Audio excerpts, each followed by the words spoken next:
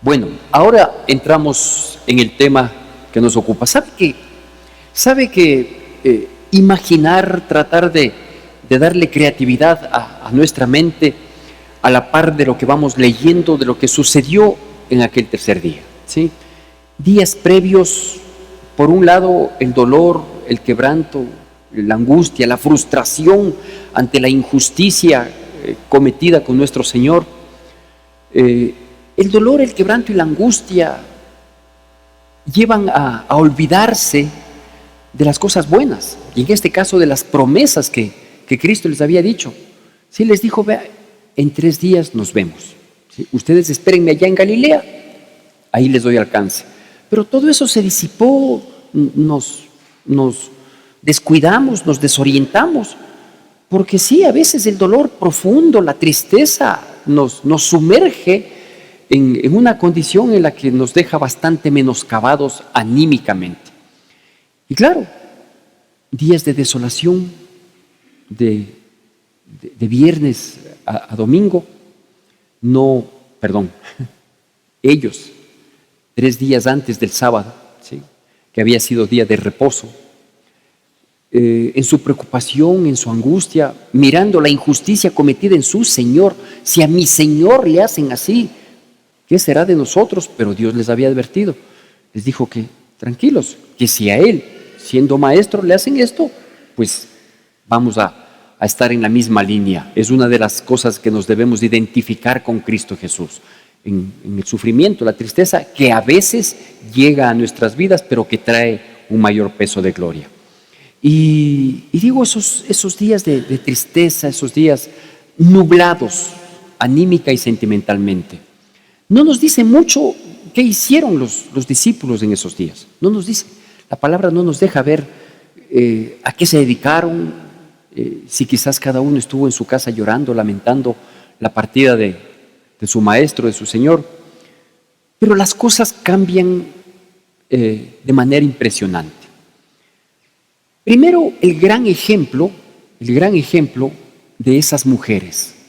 Dice que ellas fueron muy temprano en la mañana al sepulcro, llevando esas especias aromáticas con las cuales se ungía a los cadáveres. Es decir, los cadáveres entraban en descomposición y esto emanaba unos olores, ya se imaginará, terribles.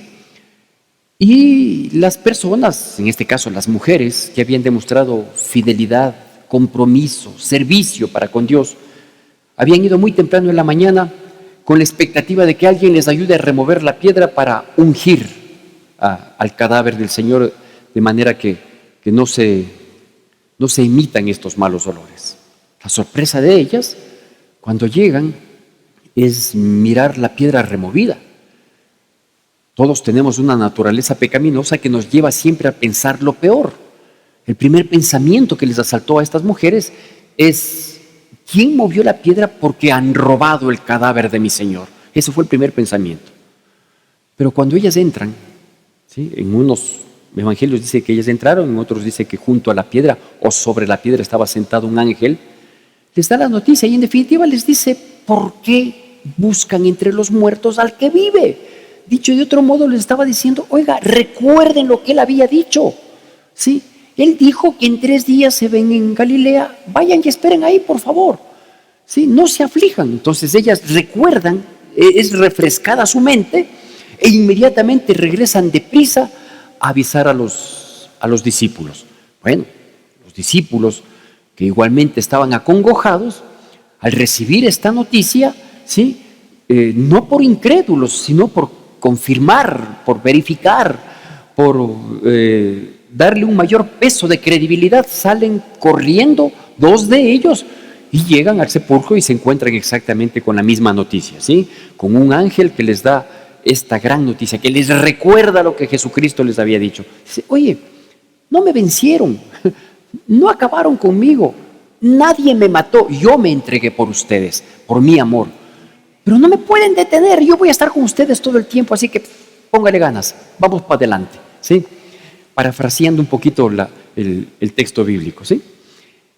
Unos discípulos, hay que tomar en consideración que discípulos no eran solo los 12, ¿sí?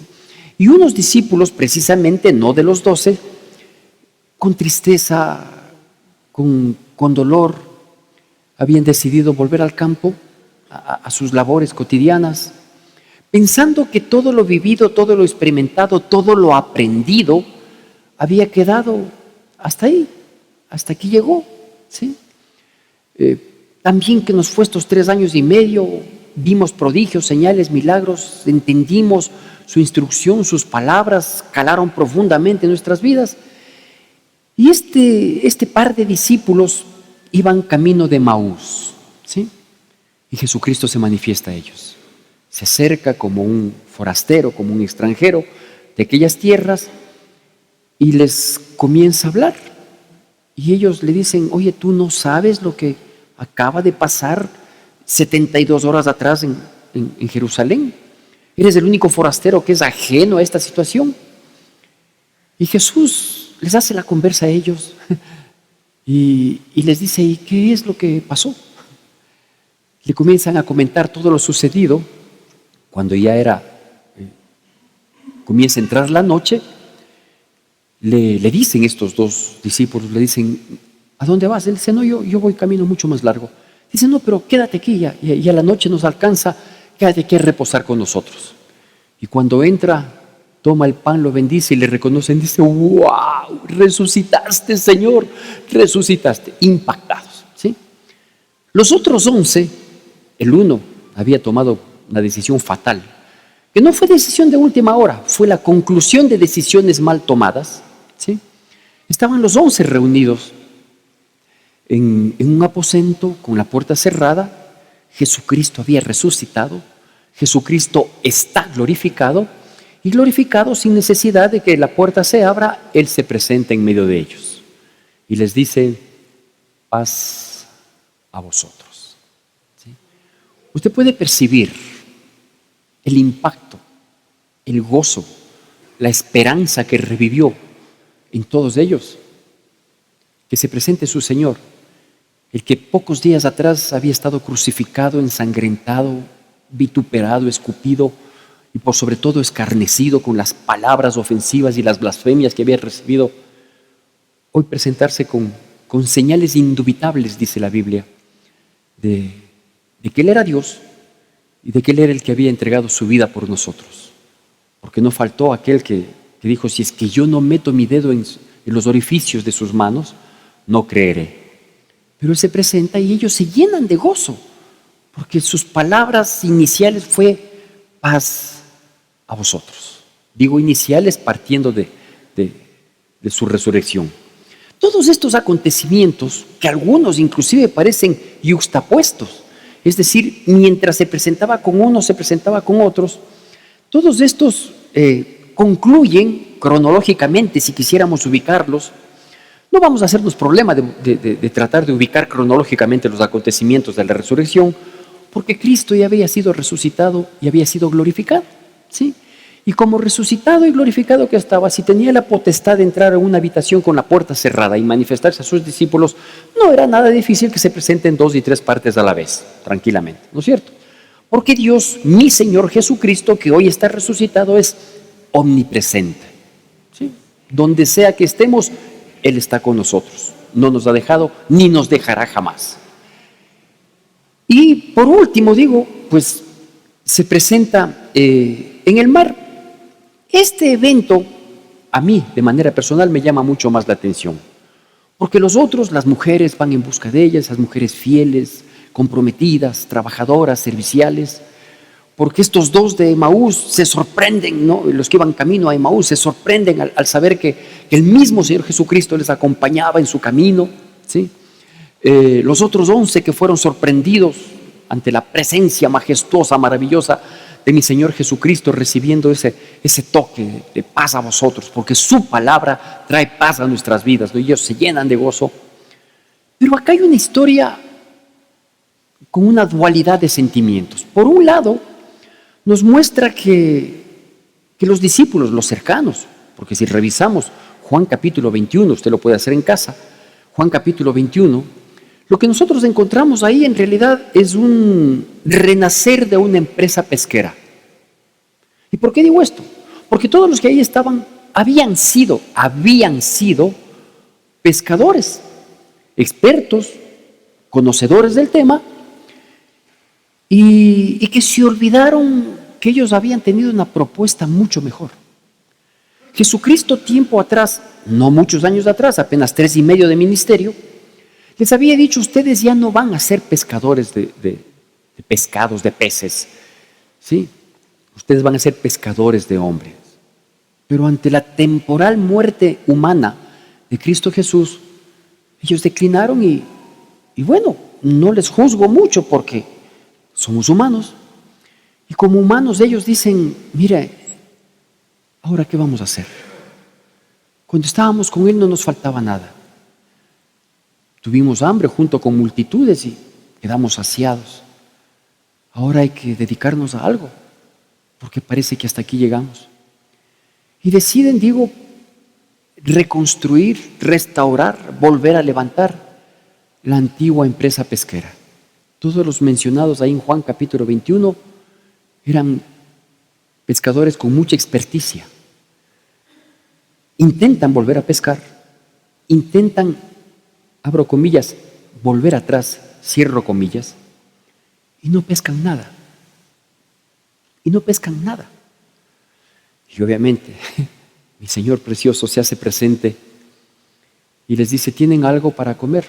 Dice: no hemos pescado nada. Dice: ¿pueden lanzar la red en la dirección que yo les doy? Y ellos, dice, que comenzaron a arder su corazón y lanzan la red. Y ante la obediencia, ellos reciben prosperidad. 153 grandes peces y la red a punto de romperse. Increíble. Y les reconocen: Él es nuestro Señor. Él no nos dejó. Él viene a ayudarnos. Él quiere que prosperemos. Él quiere que seamos bendecidos. Pero Él tiene un propósito en nuestras vidas. Todos estos acontecimientos, son maravillosos. Podríamos hacer varias charlas con cada uno de los personajes en cada una de sus circunstancias, pero el centro obviamente es mi Señor Jesucristo resucitado. La muerte no le pudo vencer, el sepulcro no le pudo detener, ¿sí? Y hoy está con nosotros. Es el mismo Señor Jesucristo con su mismo poder más, y está a la diestra del Padre intercediendo por nosotros. Todo este compendio de situaciones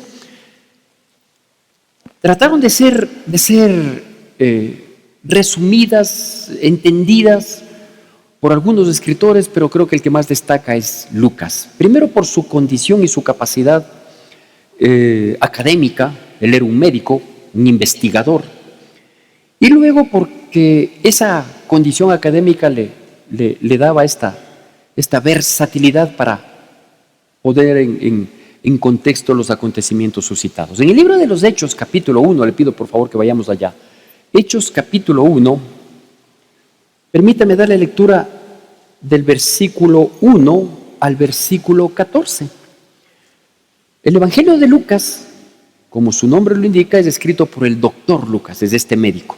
Y el libro de los Hechos también es escrito por el doctor Lucas, ¿sí? A mí me gusta mucho cuando apelo a alguna historia que hay en varios evangelios, los leo en todos los evangelios, pero a veces me gusta basarme en el de Lucas, porque él tiene detalles que a veces terminan siendo de una incidencia extremadamente maravillosa, ¿sí? Hechos capítulo 1, versículos del 1 al 14 tenemos todos, amén. Hago yo la lectura de la palabra de Dios y usted me sigue por favor con atención y con la reverencia a esta preciosa y bendita palabra que Dios nos dejó. Dice así: en el primer tratado, oh Teófilo, hablé acerca de todas las cosas que Jesús comenzó a hacer y a enseñar. Ese primer tratado es el Evangelio de Lucas. Hasta el día en que fue recibido arriba, después de haber dado mandamientos por el Espíritu Santo a los apóstoles que había escogido, a quienes también después de haber padecido, se presentó vivo con muchas pruebas indubitables, apareciéndoles durante 40 días y hablándoles acerca del reino de Dios. Y estando juntos, les mandó que no se fueran de Jerusalén, sino que esperasen la promesa del Padre, la cual les dijo: oísteis de mí. Porque Juan ciertamente bautizó con agua, mas vosotros seréis bautizados con el Espíritu Santo dentro de no muchos días. Entonces los que se habían reunido le preguntaron diciendo: Señor, ¿restaurarás el reino de Israel en este tiempo? Y les dijo: no os toca a vosotros saber los tiempos y las sazones que el Padre puso en su sola potestad. Pero recibiréis poder cuando haya venido sobre vosotros el Espíritu Santo, y me seréis testigos en Jerusalén, en toda Judea, en Samaria y hasta lo último de la tierra. Y habiendo dicho estas cosas, viéndolo ellos, fue alzado y le recibió una nube que le ocultó de sus ojos. Y estando ellos con los ojos puestos en el cielo, entre tanto que él se iba, he aquí se pusieron junto a ellos 2 varones con vestiduras blancas, los cuales también les dijeron: varones Galileos, ¿por qué estáis mirando al cielo? Este mismo Jesús que ha sido tomado de vosotros al cielo, así vendrá como le habéis visto ir al cielo. Entonces volvieron a Jerusalén desde el monte que se llama del Olivar, el cual está cerca de Jerusalén, camino de un día de reposo. Y entrados subieron al aposento alto donde moraban Pedro y Jacobo, Juan, Andrés, Felipe, Tomás, Bartolomé, Mateo, Jacobo, hijo de Alfeo, Simón de Celote y Judas, hermano de Jacobo. Todos estos perseveraban unánimes en oración y ruego con las mujeres y con María, la madre de Jesús, y con sus hermanos. Qué belleza, ¿no? Lucas dice, le manda un mensaje, posiblemente a su maestro Teófilo, y le dice: yo te comencé a comentar, yo te hice conocer en el primer tratado todo lo que este Jesús comenzó a hacer y enseñó. Ahora te voy a comentar lo que viene luego. Lo que viene luego dice es que Él era el Hijo de Dios. Porque una vez que cumplió un plan, Él fue alzado, fue levantado. Después de que Él resucitó, pasó 40 días más manifestándose a la humanidad y manifestándose a ellos, principalmente dándoles instrucciones acerca del reino. Y les dio unos cuantos mandamientos finales. Les dijo: por favor, ustedes esperen la promesa del Padre que oyeron de mí, ¿sí? Ustedes van a recibir poder para testificar. Ustedes van a recibir poder para testificar. Hechos 1:8. Y recibiréis poder cuando haya venido sobre vosotros el Espíritu Santo, y me seréis testigos. Poder para testificar. No para hacer locuras, no para rayarse, no para engañar, no para dejarse llevar de las emociones, sino poder para testificar. Y ese poder lo vamos a tener por la presencia del Espíritu Santo en nuestras vidas, ¿sí? Les indica esto claramente, y luego de darle esta instrucción dice que Él fue alzado, ¿sí? Los ojos de ellos miraron, de los discípulos y de las mujeres fieles que habían estado ahí, dice, alzaron los ojos y vieron que fue alzado. Y 2 ángeles, dice, varones con vestiduras blancas resplandecientes se presentan delante de ellos y les dice: ¿por qué están ustedes con los ojos puestos en el cielo? Dice: este mismo Jesús que hoy le ven, que va al cielo, así mismo vendrá un día por ustedes. Por eso es que nosotros esperamos que venga Él en las nubes, como también nos corrobora Tesalonicenses, ¿sí? Entonces ellos quedan impactados, ¿sí? Bueno, estos eran los momentos posteriores a aquel sufrimiento, a aquella crisis que sufrió la iglesia primitiva, la base de la iglesia primitiva, que fueron los discípulos. ¿Por qué me permití leer hasta el versículo 13 y 14? Yo no sé, y aquí hago un pequeño paréntesis, yo no sé si a usted le gusta leer algunos pasajes de la Biblia que hablan de nombres y nombres y nombres y nombres, y parece que no se termina, ¿no? Una persona me dice: pastor, yo comencé a leer tal como usted me dijo, desde Mateo en adelante, no leer el Apocalipsis, y me regresé a Génesis.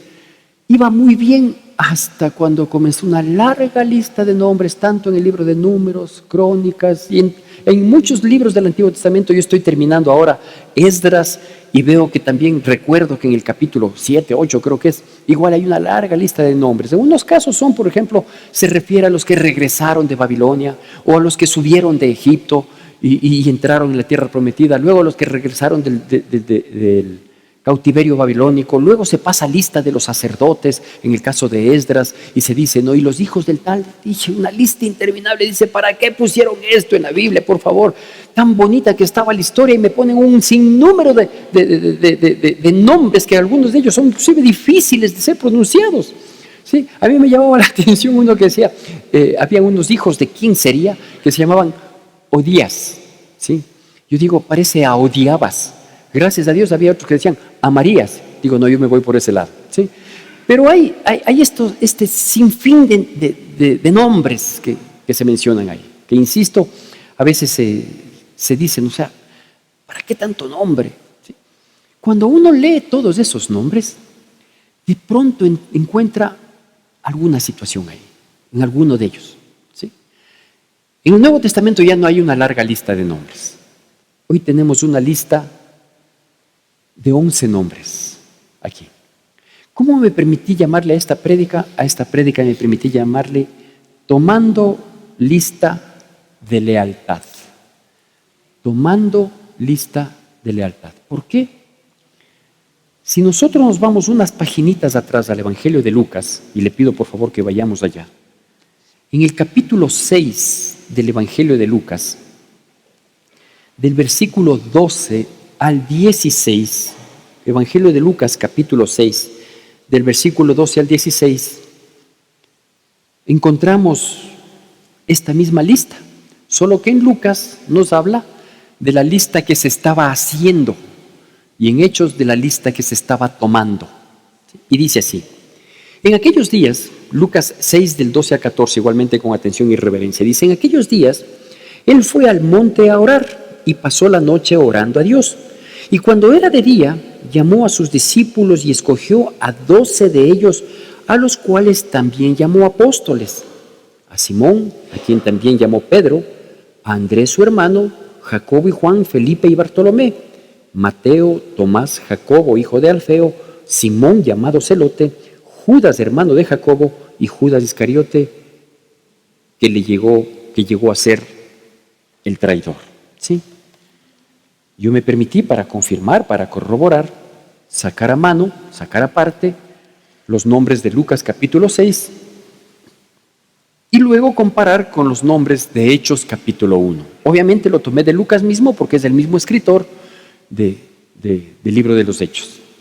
¿Y sabe qué? Estaban los 11. Estaban los 11.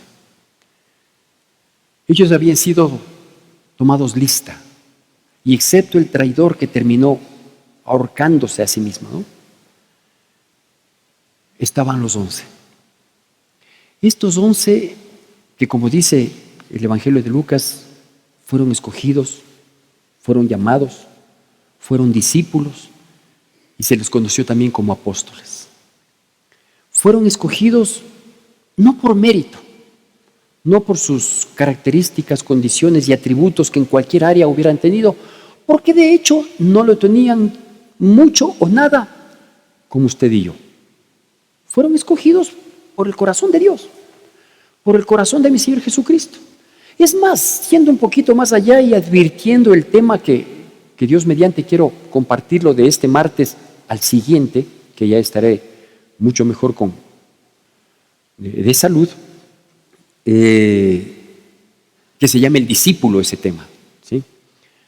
Nosotros podemos ver que el escogitamiento que Jesús hace no lo hace en base, insisto, a capacidades, a condiciones, a atributos, ¿sí? A ciertos aspectos que destaquen de uno o de otro, ninguno, sino que además escoge un equipo de trabajo,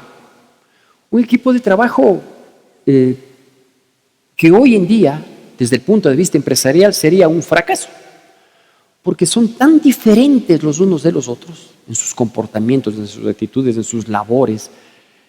Lo que nos muestra la palabra de Dios de estos 12 hombres llamados, no da para creer que uno pueda lograr mucho en el propósito que se tenga. Pero son escogidos de Dios, eso es lo importante. Son escogidos, son llamados, es decir, Dios tenía un propósito en ellos y a través de ellos, y Dios les capacitó, porque Dios capacita al que llama, no llama a los capacitados. ¿Sí? Eso habíamos hablado en el último tema que topamos aquí el día martes, que nos cupo unos 5 o 6 semanas, no recuerdo cuántas, que se llamaba el llamado. ¿Sí? Y digo, Dios capacita a los que llama, más que llamar a los capacitados. Y les capacita a ellos por 3 años y algo más. La capacitación, cierto es que fue con grandes conferencias magistrales, estoy parafraseando con lenguaje de hoy, ¿no? Ese lenguaje así que es bien rimbombante. A la postre no dicen mucho, pero suena bonito. Y les dio varias instrucciones, ¿sí? Ellos fueron beneficiarios inclusive del desglose de algunos temas que fueron públicamente expuestos, y ante la insensatez de las personas, ellos tuvieron ese privilegio de que sean explicados, como por ejemplo la parábola del sembrador. Esa fue dicha al público, pero explicada exclusivamente a este grupo, a estos que fueron llamados, a estos nombres que están constando ahí. Caminaron juntos, compartieron juntos, se sirvieron juntos de todo lo que implica Jesús en la vida de una persona, y ahora habían afrontado dificultades, problemas, tristezas, angustias, quebrantos, y entraban en un proceso que, como se dice comúnmente, la muerte de Cristo no fue el fin, fue el inicio de la iglesia. Dicho de otro modo, ahora quiero ver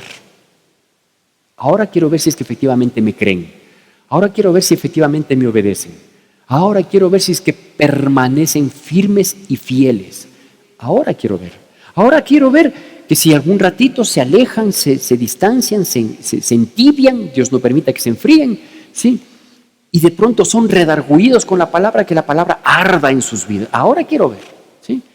Entonces, ahora comenzaba la época de la iglesia, pero para comenzar la época de la iglesia era necesario tomar lista. Y digo, ahí estaban 11 leales, que es mucho más que fieles, 11 leales discípulos. A ustedes les elegí, con ustedes cuento, han caminado conmigo, espero verles luego. Lo mismo nos dijo Jesús a nosotros. Su palabra dice así, que nosotros hemos sido llamados, que nosotros no le escogimos a Él, que Él nos escogió a nosotros. ¿Por mérito? No. Por capacidades, condiciones, atributos. Vea, si por condiciones, capacidades, atributos y méritos se hubiera fijado en mí, yo estaba en el camino correcto, es decir, yéndome al infierno, porque toda esa condición humana a eso me llevaba. Nosotros fuimos escogidos, nosotros fuimos llamados con un propósito. ¿Y sí sabía usted que nuestros nombres están escritos en un libro más extenso que aquellos nombres que nos aburren cuando leemos esos pasajes? ¿Sí? Pero están escritos nuestros nombres y nos van a pasar lista. En un momento nos van a pasar lista. Y van a decir, a ver, un 17 de noviembre de 1991, ¿sí? Por fin, un necio terco de dura cerviz aceptó ir por vez primera a mi iglesia. Se llama Santiago Gabriel Fiallos Cajas. Y ahorita está entrando, y que así sea en el nombre de Cristo Jesús. Cuando revisen en el libro de la vida, vean que no fui borrado del libro de la vida. Todo lo contrario, me inscribí o me inscribieron y ahí está. ¿Quién me inscribió? El Padre, el Hijo y el Espíritu Santo. ¿Sí? Y ahí está. Y que digan, y entra, por aburrido que suene, Santiago Gabriel Fiallos Cajas, ¿sí? ¿Sí? Y Francisco Gabriel, y Carla Estefanía, y Josué Martín, que son hijos de Santiago, ¿sí? Y Lucas Daniel, y Martín Alejandro, que son nietos de Santiago, y la esposa Amalia del Carmen Bravo Lima, ¿sí? Y junto con ellos, ¿sí? Y el nombre de mi papá, de mi mamá, de mi suegra, de mis cuñadas, de todos de quienes les hemos compartido el Evangelio, porque si yo fui inscrito mi nombre, también porque Dios me dio poder para testificar, también se inscribieron otros nombres que de un u otro modo terminaron dependiendo de mí. Tomando lista de lealtad. Qué necesario, mis queridos hermanos, qué necesario es ser leales en la vida, y mucho más con Dios, y mucho más con Dios. Que no vaya a ser que nuestros nombres que se inscribieron un día, y que la Biblia considera esa posibilidad. Apocalipsis capítulo 22, versículo 19, así lo dice, que los nombres que fueron escritos un día en el libro de la vida hayan sido borrados. ¿Por qué? porque aumentamos o quitamos algo de la palabra, porque esto no nos gustó y por lo tanto no lo cumplí, porque esto me parecía muy exigente, muy radical y no, pues hay que modernizarse. O que nosotros hayamos aumentado algo y pensar que no, pues ahora no hay que guiarnos por la palabra, sino por los locos profetas que existen y que cada quien dice lo suyo, piensa, cree o imagina. Y que vayamos a prestarle mayor atención a lo que dicen los famosos cristianos que lo que dice el más famoso de los cristianos, que es Cristo Jesús. Porque ahora hay comentarios, hay opiniones de los famosos cristianos.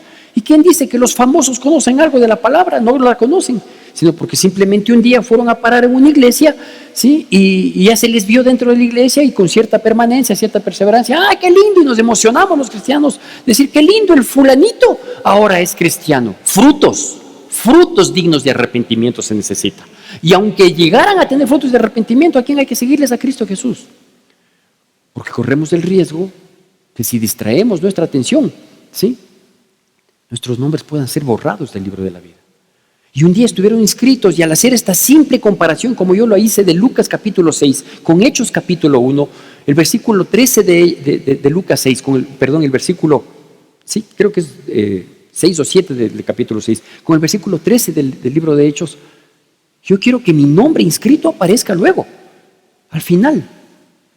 Cuando Dios me diga, perfecto, bien buen siervo y fiel, en lo poco has sido fiel, en lo mucho te pondré, entra al gozo de tu Señor.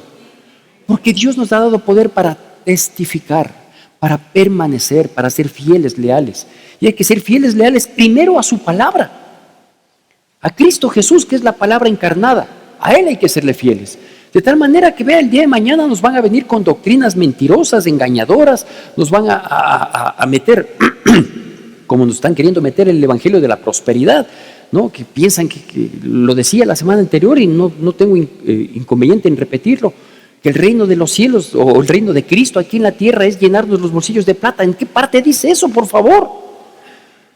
Dios quiere llenar nuestras vidas de gozo, de satisfacción, y que en medio de las dificultades la presencia de Dios se manifieste en nosotros y nos diga, paz a vosotros. Eso es lo que quiere hacer y eso es lo que necesitamos.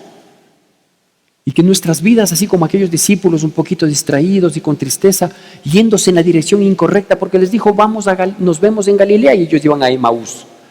Pero cuando oyeron sus palabras, dice que sus corazones ardían, que si nosotros algún ratito, vean, nos vamos desviando de aquí para allá, porque somos seres humanos, no es justificativo, pero si algún rato somos redargüidos por la palabra de Dios para volver al redil, para volvernos a los caminos, que esa palabra arda en nosotros, consuma todo lo que esté mal y nos involucre nuevamente en la senda de justicia.